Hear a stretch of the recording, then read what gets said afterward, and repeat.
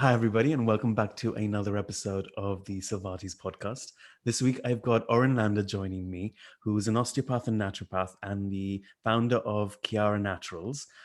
Thank you for joining me today, Oren. Well, thank you for having me, Sylvan. It's a pleasure to be here.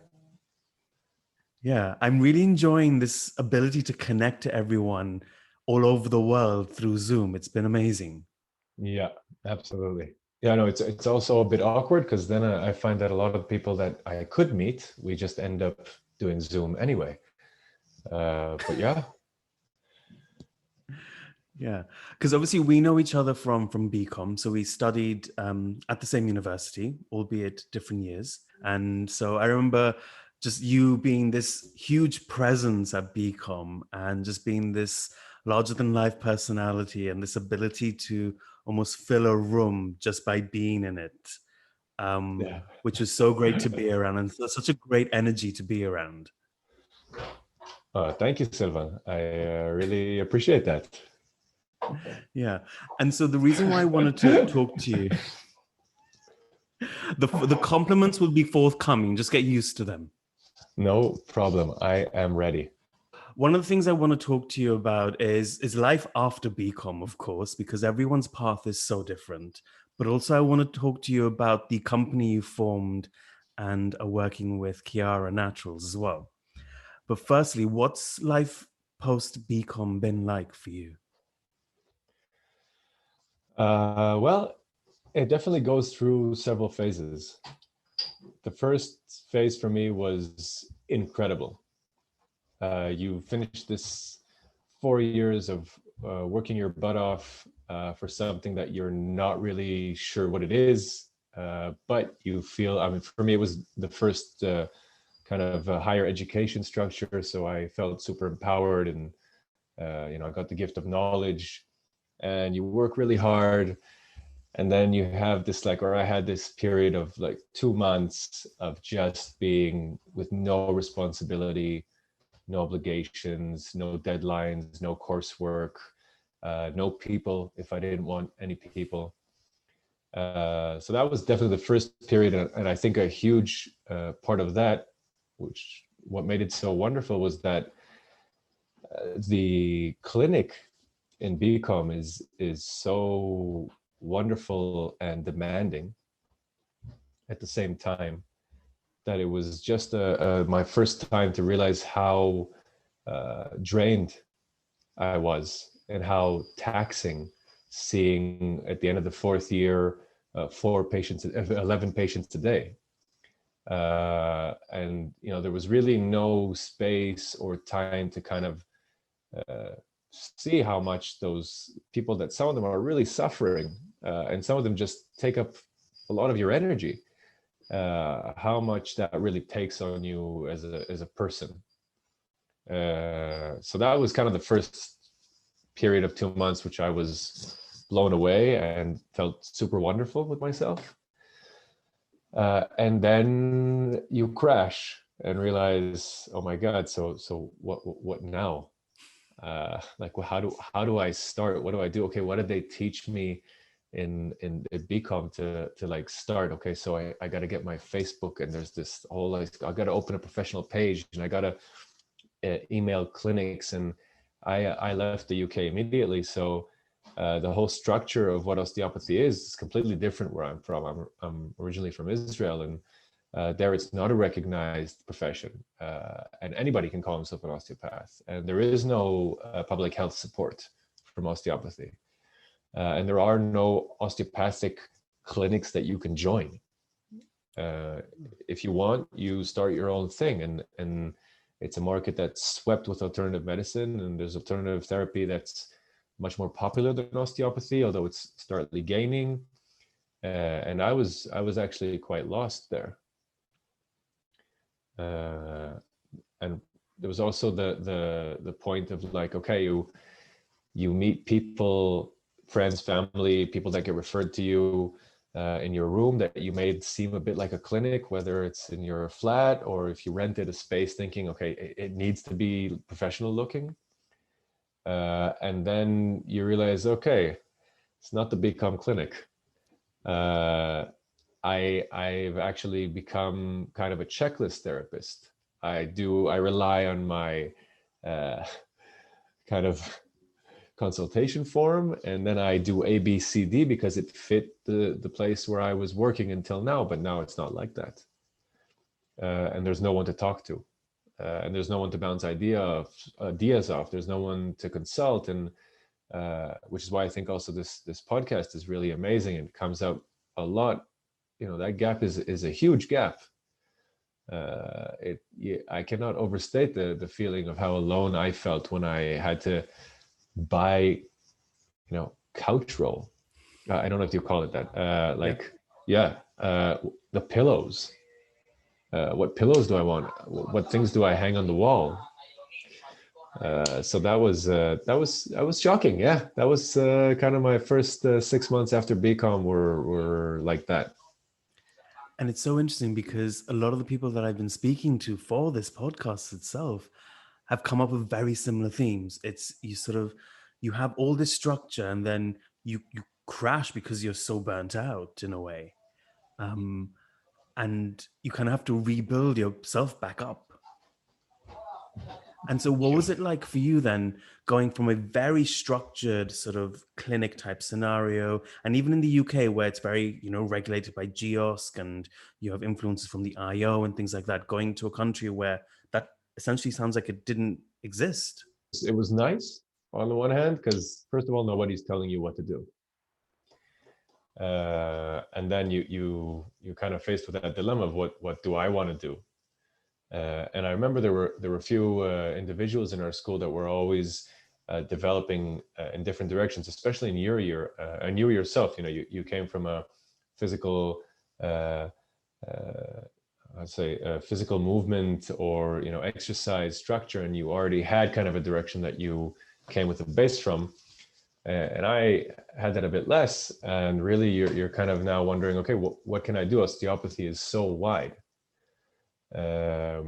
And that's a bit scary because there's no one to help you. But for me, it was really liberating, and at the same time, I felt a bit disappointed with the educational system. Not specifically from BCom. BCom is an amazing place, but I think the way with the whole regulatory bodies that manage the educational system that we go through, we basically got a ticket to enter a profession, but then after developing as a practitioner or as the therapist, that's on you. Like you do your thing. So there was a learning curve there of how do I communicate what I'm doing? How do I explain to people what osteopathy is? There was nowhere other than copying other sites that I could see how to explain it, because the UK definition of what it is and what it can do is something that I don't believe 100% with or in. So how do I say? And then again, I'm so paranoid about, claims and what osteopathy can and can't do. I believe it can do this, but I'm not allowed to say that, which if you're in a country where it's not regulated is amazing because you can really say anything. Yeah. So I was kind of just searching around. The really difficult part of that is that you have no patience, you have no income, you have no real practice to keep doing what you're doing. And another thing that I don't know if a lot of people talk about is that after 4 years of having other people, move you around, even if it's just HVT happy or trigger happy students that just crack you here and there, I was missing that physical contact. All of a sudden, nobody was touching me. Nobody was listening to my body. Nobody was cracking me. Nobody was METing me. Nobody was giving me visceral osteopathy. Yeah, it was challenging. Yeah. And so one of the things you said was, you were seeing these patients in clinic and, they're in pain and they offload a lot of energy or displace a lot of energy onto you. How did you hold that space for yourself where I can imagine for a lot of people that's a hard thing to do? Yeah, I imagine it really is. I think during the time while it was happening, there was so much happening outside. So we had school, we had exams, whatever, that I didn't even notice that it was happening. Mm. After when I felt it, I felt that I couldn't treat people. It was too much. I couldn't listen to people with a clear head. And the way for me to do it was to take distance. And I really, while I was trying to adapt and, discover how do I do this and how do I do that? What do I write on my page? Do I need a website? I really stepped back from osteopathy and from everything that I felt was related to that. So I didn't see any patients. People who really, even friends and family that wanted, I referred them to other people, because really I felt, okay, I really cannot listen to anybody's problems right now. And for me, it was just time that did that. I started missing it after a while, which I think is a healthy process. Like I think the thing that I would like to develop there is the ability to, okay, now that it's your profession and now that you do it, how do you stay clean? And that's something I have no idea. I'm working on. I hear meditation helps, but I still find it challenging. I was looking through other medicinal therapies, a bit more to the esoteric kind of energetic healing and energetic cleansing, because they do take a lot of emphasis into saying, okay, these are energies, and if you call it energies or just patience or just being full from hearing too much, it doesn't matter. It's essentially for me the same thing. And kind of self home care exercises of how to not take too much of what you're told personally, because we do hear some pretty harsh stories. Yeah. And I think that's such an important aspect of an osteopath's journey to tell, because often what we see, especially on things like social media, is, you graduate, you open a clinic, and everything's great and everything's easy, I want to say. And obviously, that's just one aspect of it. But I think taking space is something that a lot of people that I know, especially the people that I graduated with, did as well, to the point where some of Yeah. them are still taking space, which is good for them. Yeah, I still, I'm still not back into it. I cannot see more than, 5, 7, 10 patients a week. It's just not something that I can do. I came into study osteopathy because I read that it was like kind of white magic, that it was kind of like a bright mystical art that could give you really the keys and the tools to working with the human body. And I feel that a lot of the educational system, as well as probably in every other profession, it gives you very basic tools and then kind of throws you out there. And I felt in the end a bit, well, where's the magic? Where's the Marvin Waldman in me that can now, treat pneumonia and help people with their heart condition, and not just really support their back pain, but really, help them get better. And I don't know if you remember James Dawson, who was a year above me, and I was lucky enough to have him as a good friend.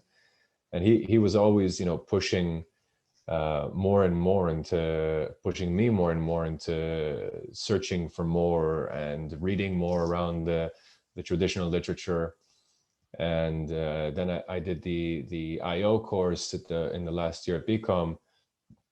And for me, there was a huge benefit in connecting to these circles and getting access to old literature and philosophy of osteopathy, because it connected me back again to kind of a sense of purpose, that we actually study and hold the key to a complete philosophy on health.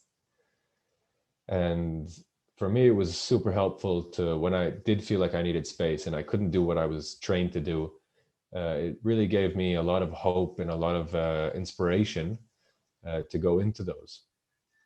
Uh, so, I mean, I can just recommend to anyone who does feel frustrated in the end of kind of where they are and what they know and what are the opportunities, that the foundation and the knowledge is there, and you don't really need somebody to teach you.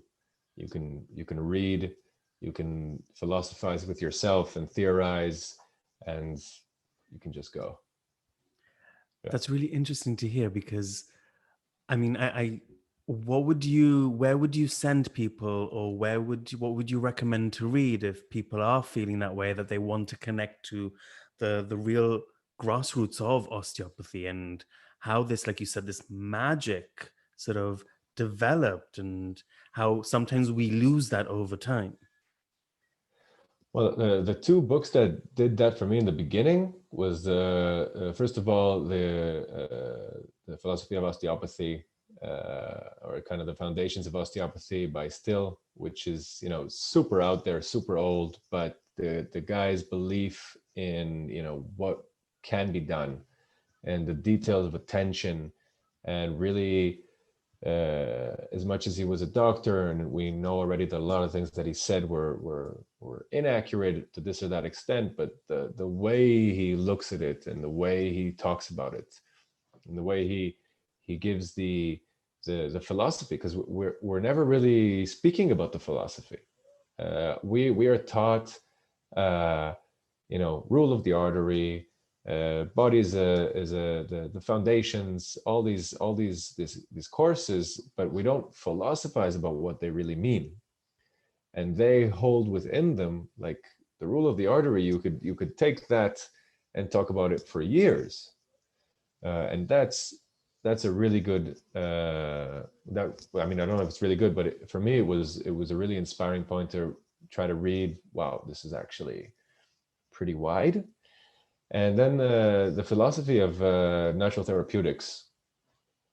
I don't remember if it's the philosophy or the foundations. That was a really cool book. That smashed everything that we were talking about, you know, as far as germ theory and what disease is and what health is and what macrophages do, and all these. And you say, oh, whoa, there's a whole other perspective on these things that might not be accurate physiologically, but as a way of thought, as an approach of things, is really interesting. And yeah, those are the two that I go back to again and again. Yeah. And it reminds me of conversations I would have with Andy Mansfield when we were in clinic, and how passionate he was about the philosophy of osteopathy, and how he wanted to make sure that that was still passed on to the next generation of osteopaths. And I remember feeling we're not taught that necessarily. And No. it's such a shame, I think, because it's so rich in its history, and sometimes we don't realize that. Yeah, and it's very, very inspiring. Like you can practice all of that in clinic, and you're not doing anything dangerous. It's actually even more subtle than what we've learned, and you can think about it while you're doing it and see how it feels and what your patients, how they respond to it. So it's really amazing. Yeah. Currently, you live in Switzerland now, Yes. and you formed your own company called Kiara Naturals. What Yes. inspired you to do that? Well, it was a combination of kind of graduating, going through those periods of not knowing what to do, and then starting to develop my clinic, and it was going quite well. Uh, and then my co-founder was a really good friend of mine. His name is Boaz. Uh, he's a clinical herbalist, and I came from this approach of like, we don't need anything. The body can heal itself. We just need to remove all the barriers and balance a bit here and there, and it will happen. And then I got exposed to plants and how actually human beings have the same. We've evolved with food. We've always evolved with plants.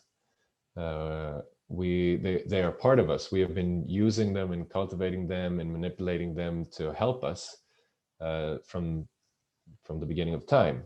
The same we did with food. So I was kind of okay. So there's food is okay to use. I was taught to use that, but I was never taught about this whole other world of plant medicine. And for me, it became like a really strong click of how they actually complement each other. Osteopathy, plant medicine, and here's something I really believe in. And the amazing thing about plant medicine is if that you do it right, you can actually reach many more people. So whereas I was doing, 5, 6 treatments, maybe 10 treatments a week and seeing 10 people, and maybe those 10 people, talk to their family and friends and get them a bit on a different direction, and they can help them if I did my job correctly. Here is a tool that you can get out to thousands of people a day. Very basic screening questions, very safe things, fitting to osteopathy in the sense that they don't override like allopathic medicine or medication. They simply support. And unlike other consumable things, which was a big issue for me, we're just going to make things for people to buy more and more and more. No, they actually have, just like osteopathy, they have therapeutic effects. Valerian root, which is used for sleeping, not only helps people sleep, but it helps them that helps the recovery of the adrenal glands, and basically gets them better, so they need less of it. And that's kind of what made me and Bobo and Boaz want to open this company, so that we could actually get holistic. And I really like, Bcom, we really don't like this word holistic, but I really like it now, because it's a kind of looking at the person as a whole, and you can ask them a few general questions, take a look at their medication, see that everything's okay, and you can basically give them a product that over time treats them and makes them feel better. And that for me was really the core reason to do that. Yeah. And one thing when I was doing my research on your company is the range of products that you offer are really extensive. Mm-hmm. And I mean, just looking at your website alone, it's a stunning website. Whoever does your website design, bravo. Like, it was really easy to navigate, really aesthetically pleasing to read through. Thank you very much. Yeah.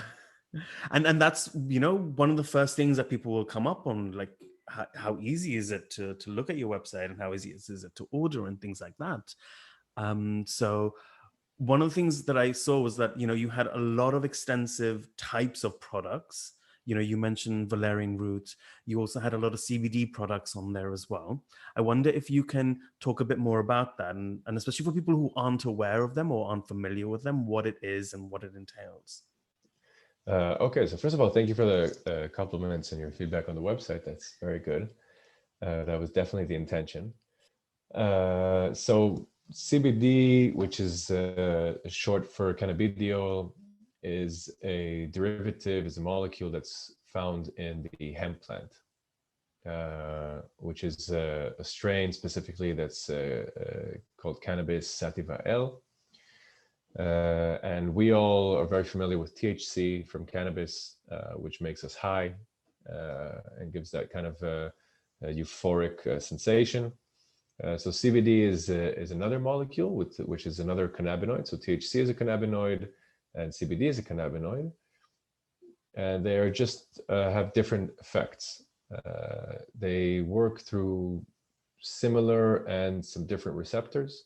CBD specifically, there's over 140 different cannabinoids in cannabis. So there's many different active ingredients in different levels.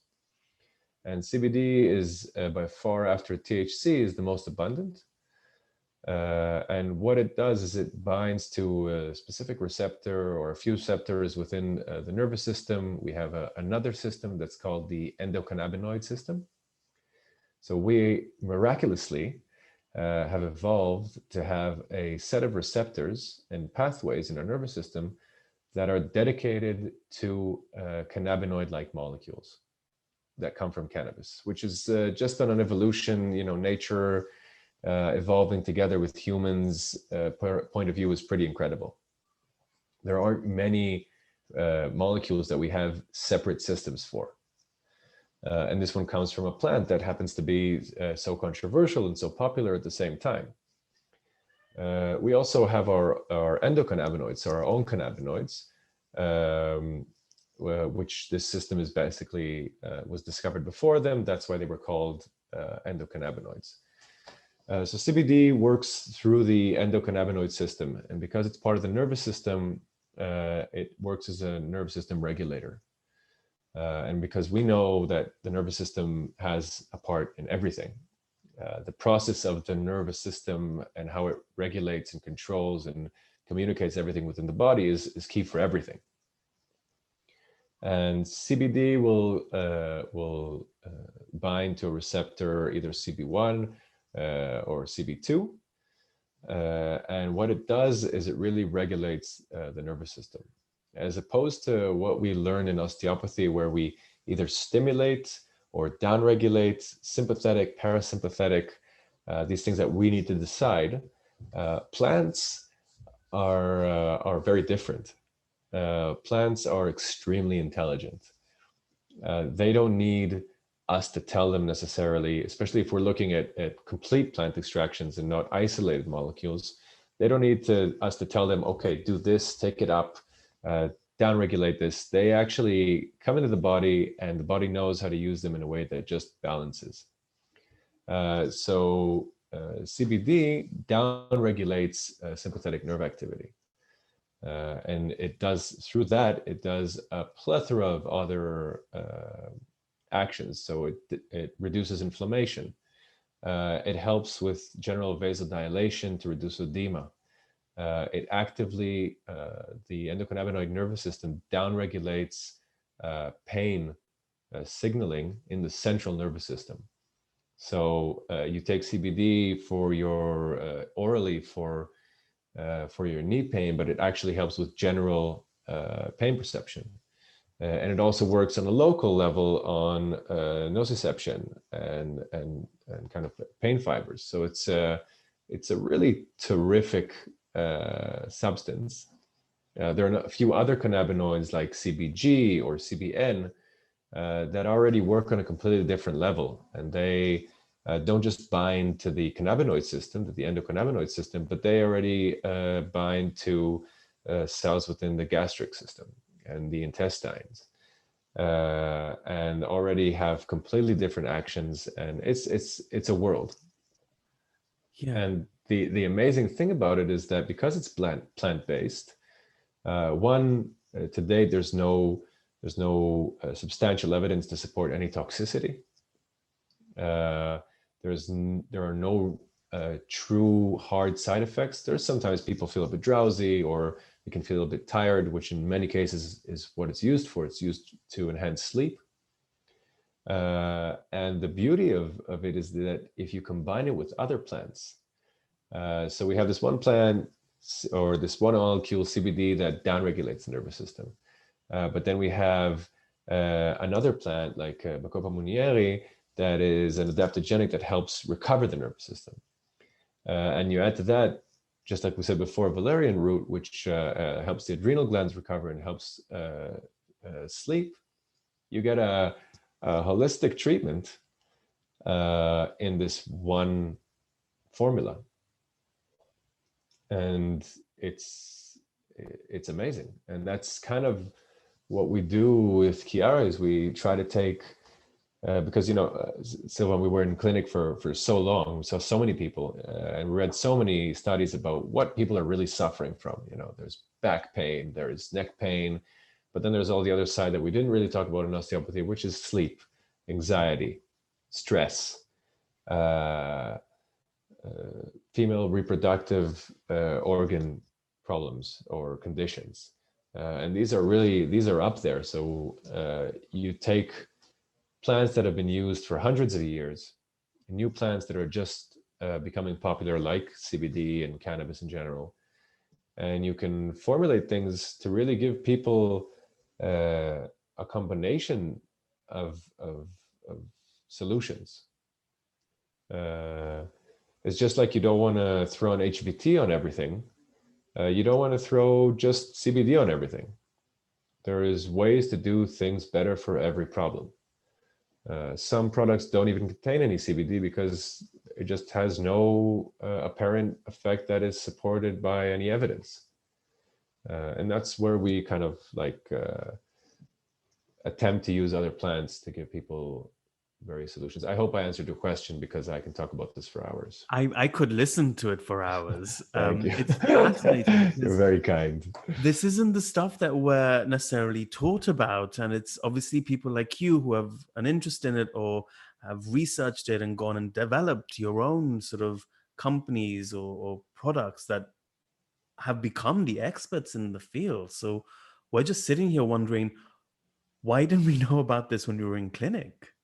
And how does that help you in terms of your treatments, your Oh, osteopathic treatments? it's I want to say it's crazy, because it really is. So the difference, for example, between doing a soft tissue treatment, doing it just, me with my hands and my palpation skills is amazing.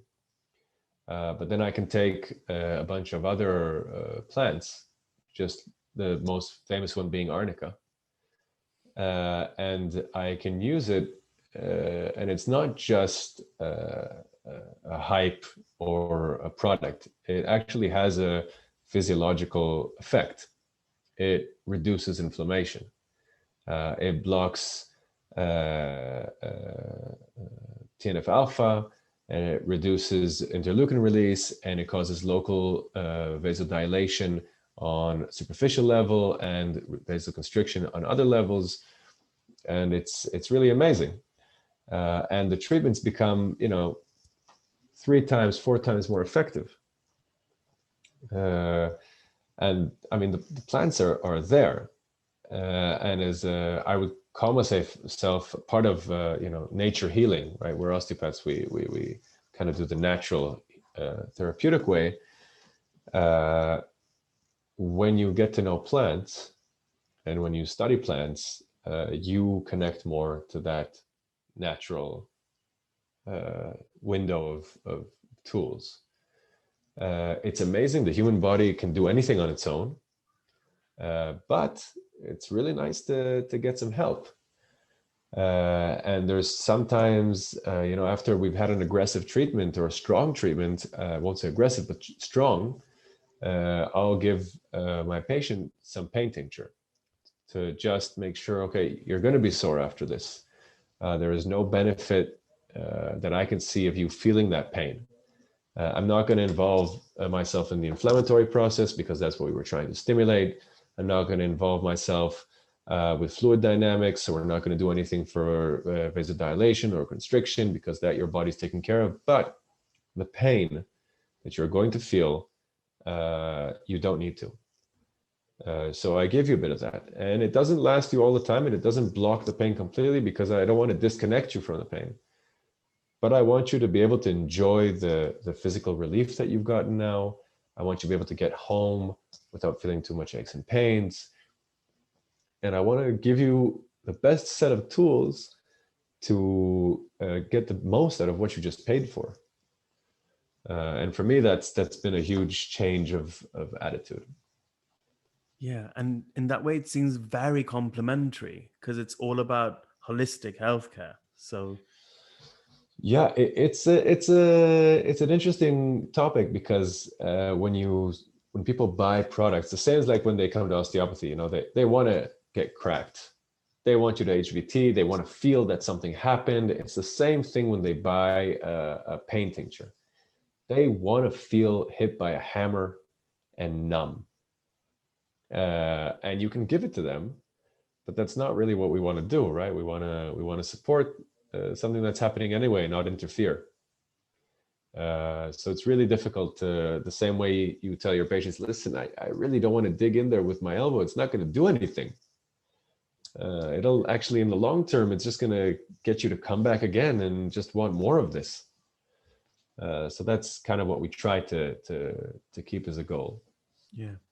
And one of the things you just mentioned that I found really interesting was that, you said we don't want to, one, block the pain, you don't want to disassociate the pain, and you also don't want to get rid of the inflammation because that's what you want, and you want to stimulate because that's how the body heals itself in a way. But it's what I get from, the philosophy of osteopathy.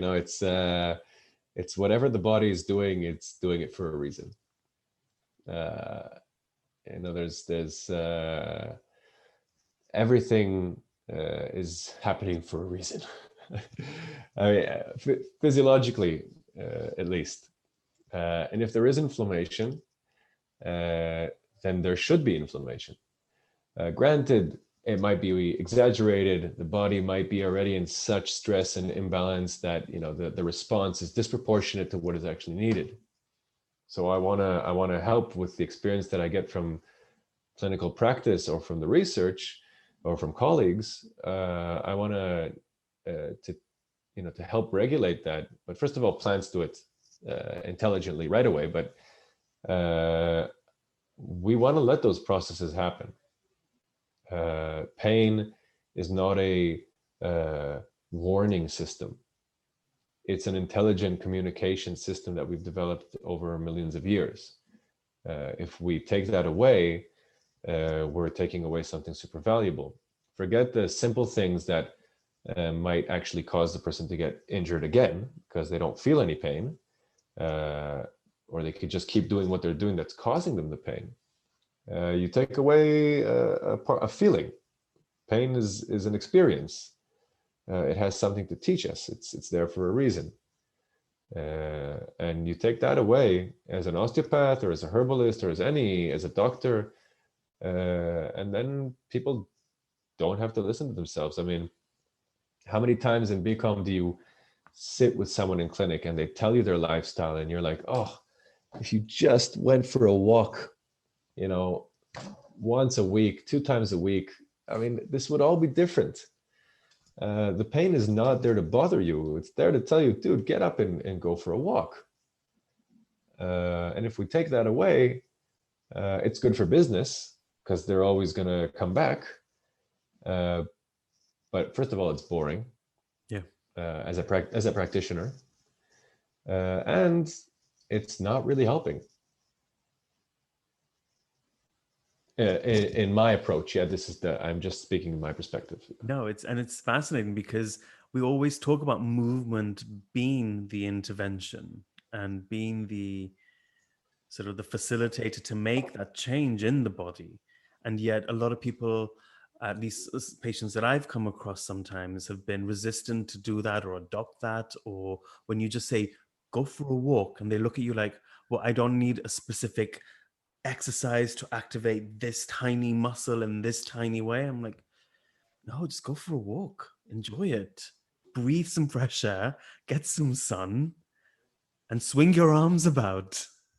Yeah, I'm telling you, if we could use a GPS app to track patients' movement, and then you could tell them, listen, if you go for a walk 3 times a week and you send me your kind of tracking, I'll give you a 20% discount. You better believe they would do that. They could. It's a possibility. I don't know if they would, but I think it's yeah. And one thing that I came across when I was looking at your website and doing my research in general for this podcast interview was how exponentially this whole market has grown, especially with the CBD aspect. And one thing I saw was that there can be almost this saturation of products. And so how do you differentiate, between the ones that are more high value or the more potent ones versus the ones that you might buy off a shelf somewhere else that you don't have that understanding of? That's a really good question, and that's something that people are constantly asking and want to know. So first of all, it's a huge market. It's exploding. There's overabundance of products and possibilities, especially in the UK. First, I recommend to always go for high potency. So you see these labels on CBD products that they say 5%, 10%, 15%, 20%, and that will usually correspond to the amount of milligrams that the product has. So if it's a 10 ml bottle and it has 1,000 milligrams of CBD, of actual active CBD, it will be a 10% oil, right? 1 gram of 10 ml, roughly, it doesn't really work out like that, but it's roughly 10%. I would always recommend to go for the stronger products. Anything under 20%, one, you're paying too much per milligram. And two, the actual amount that you need to feel something is a bit bigger. So we're looking anywhere from 50 milligrams to 300 milligrams, depending on the person. And you really want to go for the higher strength oils. Basically, if you're taking a 5% oil, you're basically kind of throwing money away because it won't really work. And we get a lot of people that come to us saying, listen, I tried it, it doesn't work. What did you try? A 5% oil. It cost me 30 pounds and it doesn't work, it's garbage. And then you give them something that's 10 times as strong, but only costs twice as much, and it changes their lives. So first of all, high potency. 20% or more, 2,000 milligrams or more, that's where you want to go. Second, there's of course quality.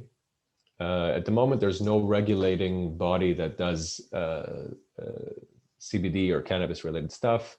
The only standard that you can go for is a good manufacturing practice, or GMP for short. You'll see on the packaging or in the websites GMP. And this basically is a quality standard of production. It means that all the raw materials are checked and screened. It means that the manufacturing process is consistent. And it means that you're actually getting what you buy. And if you don't have that GMP, you could be buying 20% oil, which is actually a 3% oil. So those are the two main things that I would go for as far as product assurance. And then I would also say, buy from a company that you trust.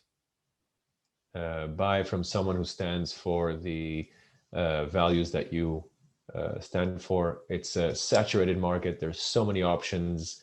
You can buy bio, you can buy organic, you can buy locally grown, you can buy recycled. Just, we have an opportunity to take a world of consumerism and actually, as consumers and as producers, push it in the right direction. Let's not turn it into another, just cheap consumerism. We can actually, because it's still made in Europe. We can still buy, you in the UK could probably buy stuff that was grown and manufactured within 50 kilometers of you, or within Europe. So let's keep it that way. Let's keep the quality, and let's keep it, supporting local communities and make from recycled materials. That's for me, that's what I would recommend always. One thing that I've noticed is, because information is so readily available, one, it can be a little confusing. So I appreciate you being able to clarify that for me. But also, consumers are getting smarter. They choose to spend their money wisely. It's not just that they'll buy anything off the shelf. They'll research it for days or weeks. That's what I'm like before I even make a purchase. And so being able to share some of that information, I think, is only going to help people make choices that are going to benefit them in terms of what products they need. Absolutely. And another thing that we tell people that do use plant medicine in general, but specifically CBD, we could say that also for osteopathy. If you tried it and it helped you, uh, tell other people. Doesn't matter if it's from the same therapist or the same brand. Doesn't matter. Just tell them that it helped you. Tell them that that treatment was, I didn't feel new, but it helped me 15%. That's like the mission that we're all a part of. Yeah. And that 15% can be huge to someone. Life changing. Yeah, you don't have to have a Absolutely. whole new body. You just need a regeneration of something, or a mindset that it's helping, and you're getting on with the rest of your day. Yeah. And so one of the things you mentioned before was, you talked about inflammation, you talked about sort of sleep problems, and you talked about valerian root. What are the other things or conditions that people might come to you with that you think, okay, these are this type of product which could help you? Well, there's the overall leader, and understandably so, is anxiety. Anxiety is, we at BCom, we see that lower back pain is like the new real pandemic of the world, but actually anxiety is topping that one by easily. Some people who suffer from back pain have anxiety, but loads of people who don't have back pain suffer from anxiety. Yeah. So anxiety is definitely up there, and osteopathy has a lot to offer there. Everything that can support parasympathetic activity, if it's visceral osteopathy, if it's simply, rib raising. There's so much to offer there. If it's breathing exercises, this is really, really, really, if you talk to anybody in your clinic for a musculoskeletal issue, and you dig a bit deeper, 9 times out of 10, you're going to find some overstimulated anxiety-like situation. That's huge. That's what we're seeing all the time. Yeah. And do you think that's just a byproduct of the way we live now, or is there something that contributes to, because this heightened state of anxiety? I suppose it's a question for anyone, really. Yeah, I don't know if I'm qualified to answer that. I mean, that would be just my personal opinion. I do definitely see the times now with with COVID-19 and isolations and insecurity. People are losing jobs. People are stressed. People are fearing other people. Uh, I think anxiety has become coffee, breakfast, and anxiety. That's how the morning starts for many, many, many, many people. And I don't know if it's related to our culture, lifestyle. I think that's a bit over my head. It's just it's day-to-day things. Yeah. Yeah. In fact, it's interesting because I was talking to another osteopath who I graduated with, and she's seen a lot of patients come in, and she's doing, as we're taught to do, we check the medications, and a lot of them are taking antidepressants. And it's interesting because when she asks, like, oh, how long have you been on it? March, April time. And Yeah. it just makes so much sense. Yeah, absolutely. Yeah. And there are plants to that do the work incredibly.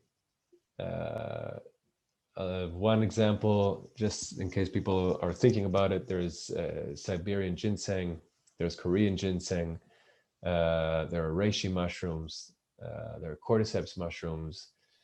These four are amazing to kind of give you that little bit of extra power to not fall into that depressing or kind of down loop, and not to see the morning as gray.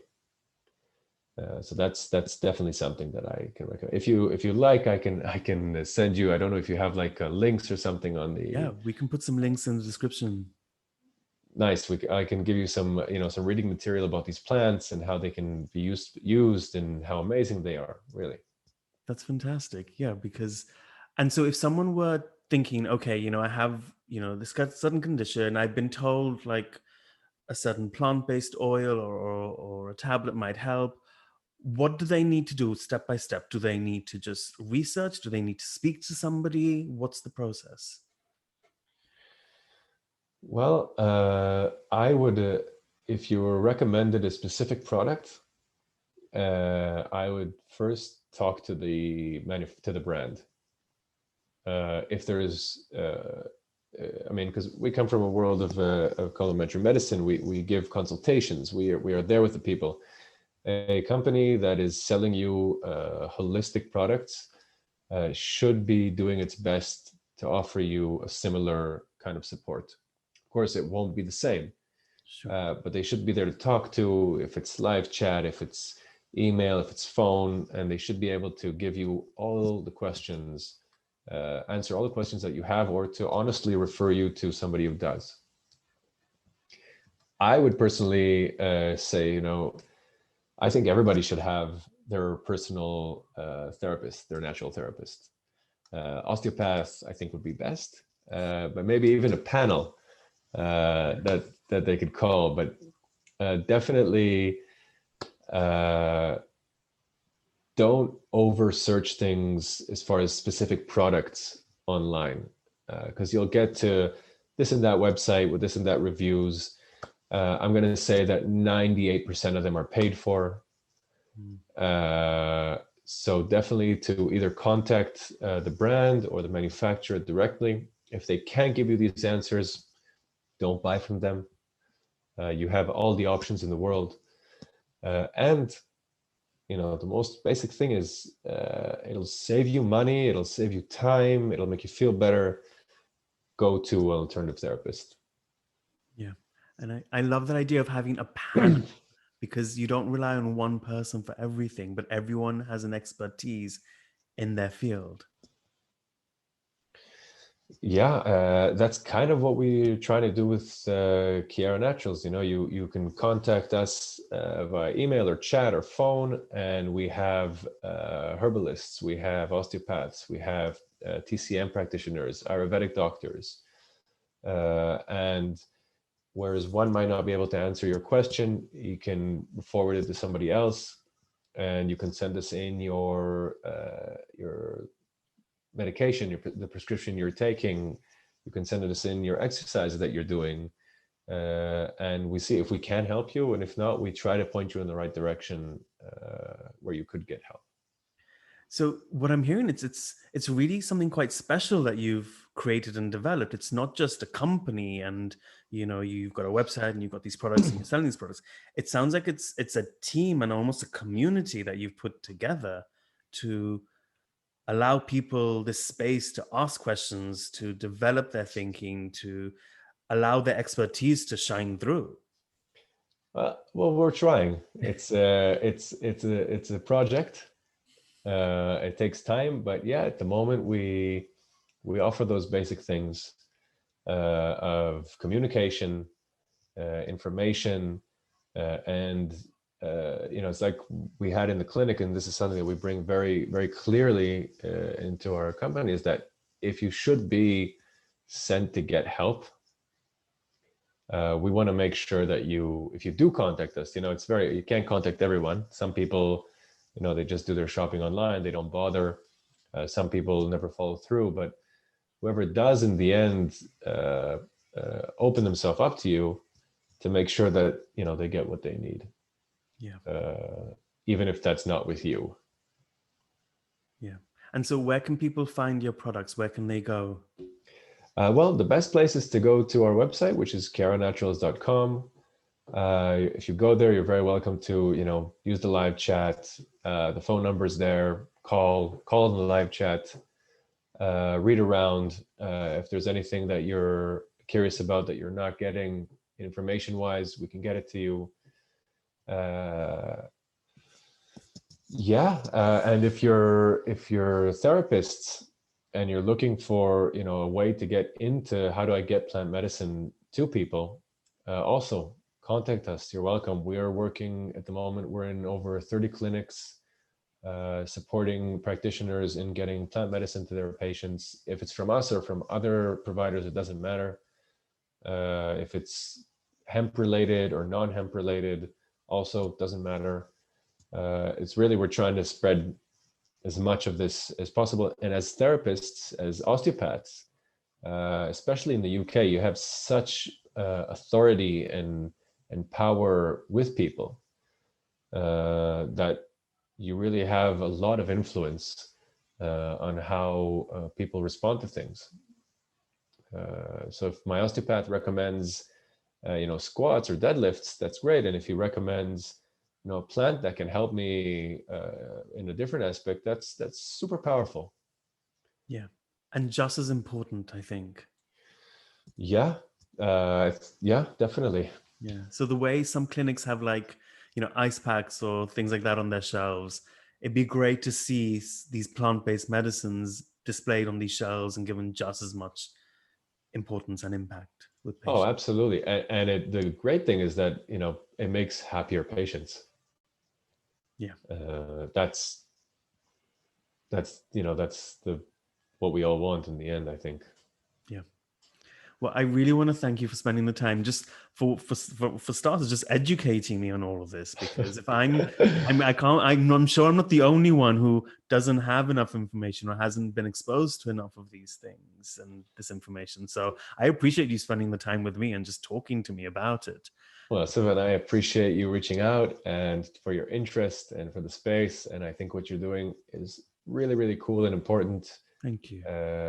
And I really wish that I would have had your podcast to listen to when I graduated. Me too. Well, not from a narcissistic point of view, but yeah. I just hope you're ready for the influx of emails and calls. Hopefully, you will be getting, because I'm sure people will be interested. And Well, in 6 different languages, you guys are welcome. perfect. Thank you so much for your time, Oren. Thank you, Silvan. We'll put all the information down in the description box if anyone's interested, and you can get more information from there. Well, thank you so much and have a lovely day. You too. Thanks.